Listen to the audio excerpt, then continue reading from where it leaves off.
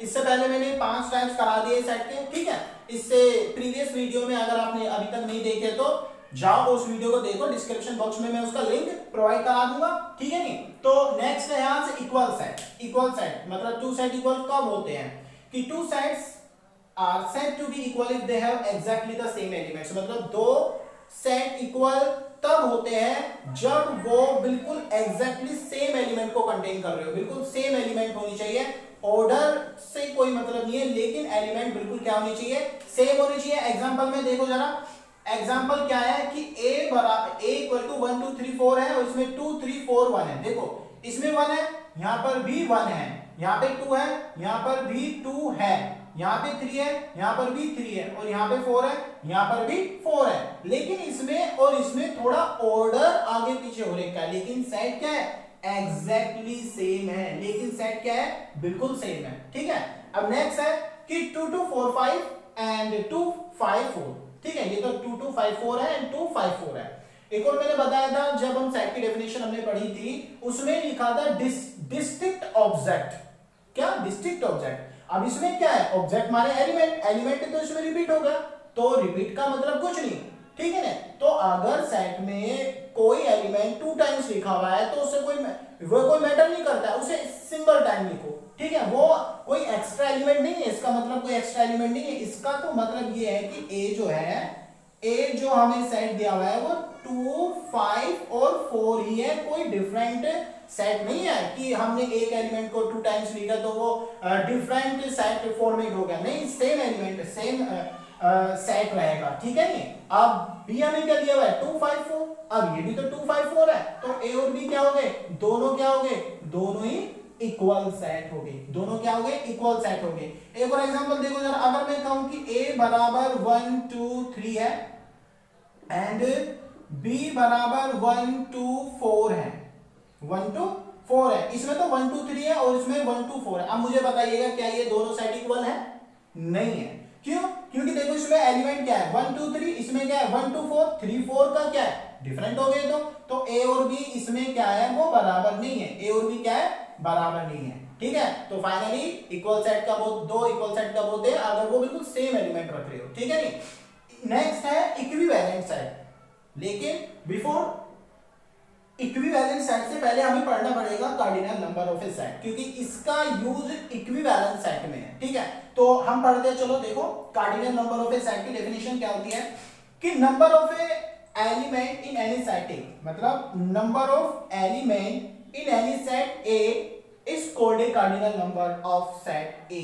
मतलब कि कोई सेट ए में जितने एलिमेंट होंगे वो उन एलिमेंटों के जो नंबर है वो कार्डिनल नंबर कहलाता है, और इसे इतने से डिनोट करते हैं, एन से, कैसे, एन से डिनोट करते हैं। मतलब कि नंबर ऑफ एलिमेंट, एलिमेंटों के जो नंबर होते हैं वो कार्डिनल नंबर होता है। जैसे अभी एक इक्वेशन दे रखी है, इसमें बताओ इसका कार्डिनल नंबर क्या है। अगर मैं आपसे पूछूं कि इसका कार्डिनल नंबर क्या है, तो आपको क्या करना पड़ेगा, सबसे पहले आपको इक्वेशन देखनी पड़ेगी जो आपको गिवन है। हमें ये वाली इक्वेशन गिवन है और x क्या है, नेचुरल नंबर है, नेगेटिव तो नहीं हो सकता। तो यहाँ पे जब आप इसे लगाओगे तो ये क्या आएगा, इस तरीके से आएगी इक्वेशन, x माइनस का 3 एंड माइनस 2 x माइनस का 3 इक्वल टू 0, ठीक है। तो फैक्टर क्या आ गया, x माइनस 2 और x माइनस 3, तो कौन कौन से आ गए, क्या क्या आ गया, 2 और 3, दो एलिमेंट आ गए। कौन से दो एलिमेंट आ गए, दो एलिमेंट आ गए। तो हमारा सेट क्या आया, a इक्वल टू 2 और 3, ये सेट आया। अब इसका कार्डिनल नंबर बताओ मुझे, कार्डिनल नंबर का मतलब है कार्डिनल नंबर कि नंबर ऑफ सेट, इसमें नंबर ऑफ सेट कितने, नंबर ऑफ एलिमेंट कितने हैं, 2, तो इसका कार्डिनल नंबर कितना हो गया, 2 हो गया, ठीक है नहीं। अब अगर मैं पूछूं कि ये वाले सेट का कार्डिनल नंबर बताओ मुझे, कितने एलिमेंट है इसमें, 1 2 3 4 एलिमेंट है, तो इस सेट का कार्डिनल नंबर कितना हो गया, 4 हो गया। अब इस सेट में कितने एलिमेंट है, 3 एलिमेंट है, तो इस सेट का कार्डिनल नंबर कितना हो गया, 3 हो गया, ठीक है। और भी एग्जांपल हो सकते हैं कार्डिनल नंबर पे, ठीक है। तो यही है कि नंबर ऑफ एलिमेंट, किसी भी सेट में जितने भी एलिमेंट होते हैं कार्डिनल नंबर बोला जाता है। ओके गाइस, अब देखते हैं इक्विवेलेंट सेट्स। डेफिनेशन देखो, let A and B are two sets. मान लो कोई ए और बी दो सेट है, ठीक है। तब ए और बी सेट जो है वो इक्विवेलेंट कब होंगे? Sets A and B are said to be equivalent. Equivalent कब कहलाएंगे? If they have same cardinal number. If they have same cardinal number, मतलब अगर वो उनका cardinal number जो है अगर वो सेम है तब वो जो सेट है वो इक्विवेलेंट होंगे। लेकिन यहाँ पे एक और बात ये है कि यहाँ पे एलिमेंटों से कोई मैटर नहीं करता, एलिमेंट डिफरेंट भी हो सकते हैं, लेकिन बस कार्डिनल नंबर उनका क्या होना चाहिए? सेम होना चाहिए। एग्जांपल, फॉर एग्जांपल देखो, set A set B. Set A में 1 2 3 4 5 एलिमेंट है एंड बी में ए आई ओ यू ई 5 वोवेल्स है। तो इसका कार्डिनल नंबर कितना है? सेट ए का कार्डिनल नंबर 5 है एंड सेट बी का भी कार्डिनल नंबर क्या है? 5 है। अब क्या है? तो ए और बी कैसे होंगे? दोनों सेट कैसे सेट होंगे? इक्विवेलेंट। ठीक है, तो इसीलिए A and B are equivalent. कैसे सेट होंगे? Equivalent sets. कैसे सेट है? इक्विवेलेंट सेट है। ठीक है, अब एक और एग्जांपल हमें गिवन है कि x² - 25 = 0 और x जो है वो इंटीजर का सेट है, मतलब इंटीजर का सेट है और x इसका मेंबर है। तो हमें क्या गिवन है? हमें इक्वेशन गिवन है x² - 25 = 0। ठीक है, एंड इसका मतलब क्या है? x² = 25 एंड x = -5 और 5 आ जाएंगे, 2 रूट्स आएंगे माइनस और प्लस। ठीक है, एंड यहाँ पे b में कितने एलिमेंट है? 5 और 2। तो a में कितने एलिमेंट आ गए हमारे? -5 और 5। इसमें भी तो 2 ही एलिमेंट है। तो a का कार्डिनल नंबर कितना है? a का कार्डिनल नंबर भी तो कितना है? 2 है। a का कार्डिनल नंबर 2 है और b का कार्डिनल नंबर भी कितना है? 2 है। अब कार्डिनल नंबर तो इनका सेम हो गया। कार्डिनल नंबर क्या हो गया? सेम हो गया। यहाँ पर भी क्या था? सेम था कार्डिनल नंबर। कार्डिनल नंबर क्या था? सेम था। यहाँ पर भी कार्डिनल नंबर क्या था? सेम था। और यहाँ पर भी कार्डिनल नंबर क्या हो गया? वो भी क्या हो गया? सेम हो गया। अब क्योंकि कार्डिनल नंबर सेम हो गया तो इसीलिए ए एंड बी क्या होंगे? इक्विवेलेंट होंगे। कैसे होंगे? इक्विवेलेंट सेट हो गए। इक्विवेलेंट सेट्स हो गए। कैसे हो गए? इक्विवेलेंट सेट्स हो गए क्योंकि कार्डिनल नंबर क्या हो गया? सेम हो गया। नेक्स्ट एग्जांपल देखो कि A B C D E F एक सेट है। कितने एलिमेंट कंटेन कर रहा है? 6 एलिमेंट एंड B 1 से लेके 6 तक। ऑब्वियसली इसमें भी 6 एलिमेंट है। अब तो इसीलिए A का कार्डिनल नंबर कितना हो गया? 6 एंड B का कार्डिनल नंबर कितना हो गया? 6 हो गया। अब क्योंकि कार्डिनल नंबर तो दोनों के सेम हो गए, दोनों सेट हो गए 6 6। ठीक है, तो क्या हुआ? इसीलिए A और B हमें जो दिए हुए हैं वो कैसे सेट है? वो कैसे सेट दिए हुए हैं? हमें इक्विवेलेंट सेट दिए हुए। कैसे सेट दिए हुए हैं? इक्विवेलेंट सेट दिए हुए। इक्विवेलेंट सेट दिए हुए हमें। कैसे सेट दिए हुए? इक्विवेलेंट सेट्स दिए हुए। ठीक है, नेक्स्ट एग्जांपल है A = 2 5 7 एंड B = 2 - 7। अब मुझे बताओ A का कार्डिनल नंबर बताओ। 3 है। ठीक है, एंड B का कार्डिनल नंबर मुझे बताओ 2। बट ये तो सेम ही नहीं है, कार्डिनल नंबर सेम नहीं है। अब क्योंकि कार्डिनल नंबर तो इनके सेम ही नहीं है सर जी, इसके तो कार्डिनल नंबर सेम नहीं है, तो इसीलिए अगर कार्डिनल नंबर सेम नहीं है तो A and B not equivalent होंगे। कैसे होंगे? नॉट इक्विवेलेंट सेट होंगे। नॉट इक्विवेलेंट सेट्स कैसे सेट होंगे? Not equivalent. ठीक है, तो एक और बात यहां पे देखो, आपने ऑब्जर्व किया है कि इक्वल सेट और इक्विवेलेंट सेट में क्या डिफरेंट है। यहां पर भी क्या बात हो रही थी?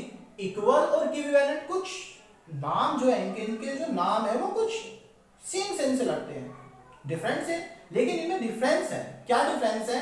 कि इक्वल सेट में जो है एलिमेंट एग्जैक्टली इक्वल होनी चाहिए। क्या होनी चाहिए? एग्जैक्टली इक्वल होनी चाहिए। और वहां पर भी क्या था? नंबर ऑफ एलिमेंट सेम होने थे। वहां पर भी एग्जैक्टली होनी चाहिए, बिल्कुल सेम एलिमेंट होनी चाहिए। और यहां पर भी तो सेम था, कार्डिनल नंबर भी तो वही होता है, नंबर ऑफ एलिमेंट। लेकिन वहां पे क्या था? वहां पे एग्जैक्टली सेम होनी चाहिए और यहां पे कोई मैटर नहीं करता कि सेम होनी चाहिए। यहां पे तो सिर्फ कार्डिनल नंबर सेम होना चाहिए। ठीक है, तो इक्वल सेट और इक्विवेलेंट सेट में सबसे बड़ा डिफरेंस ये है कि इक्वल सेट सारे इक्वल सेट जो होते हैं वो इक्विवेलेंट हो सकते हैं, बट इक्विवेलेंट सेट सारे इक्विवेलेंट सेट जो है वो इक्वल सेट नहीं हो सकते, ठीक है। फॉर एग्जांपल मैं ये कह रहा हूं कि दो सेट है A equal to 1 2 and B equal to 1 और 2। ये दोनों सेट कैसे है? इक्वल सेट है। कैसे सेट है? इक्वल सेट है। आपको भी दिख रहे हैं इक्वल सेट है 1 2 और 1 2। और क्योंकि इनके कोऑर्डिनल नंबर भी कैसे हैं? दोनों के कोऑर्डिनल नंबर भी कैसे हैं? सेम है। दोनों के कोऑर्डिनल नंबर भी सेम है, इसलिए इक्विवेलेंट भी है। ये कैसे है? इक्विवेलेंट भी है। कैसे है ये इक्विवेलेंट सेट्स भी है।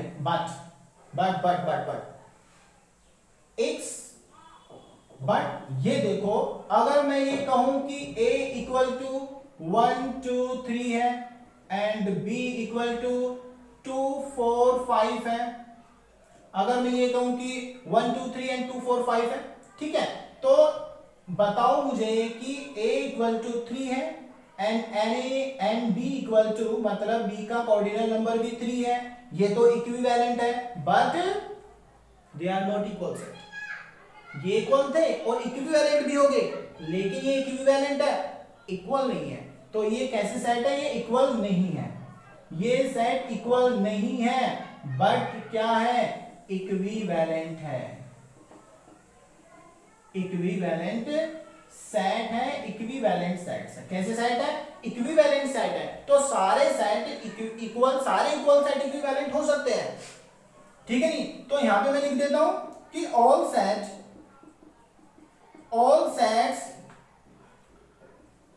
आर इक्विवेलेंट,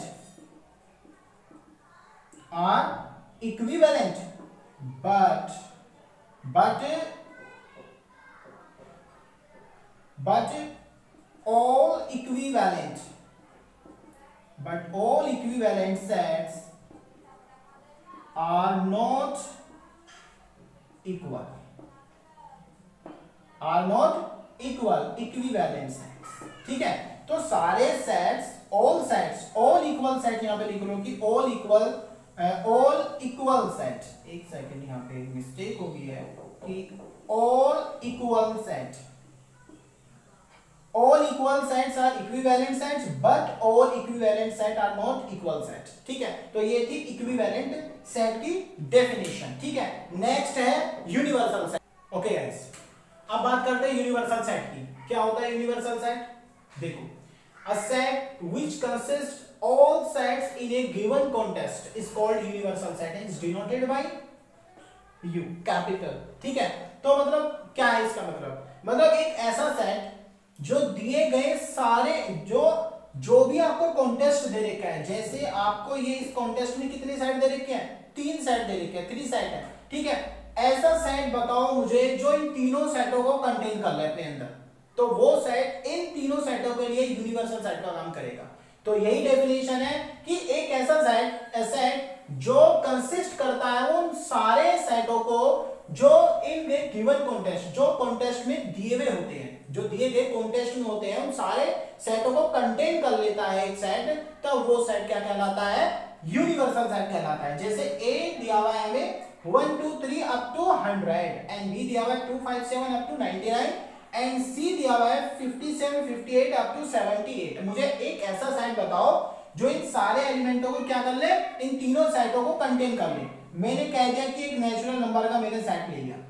नेचुरल नंबर का सेट क्या होता है? 1 2 3 4 5 and dot dot dot dot. क्या होता है? नेचुरल नंबर का सेट इन तीनों सेटों को क्या कर लेगा? कंसिस्ट कर लेगा, कंटेन कर लेगा।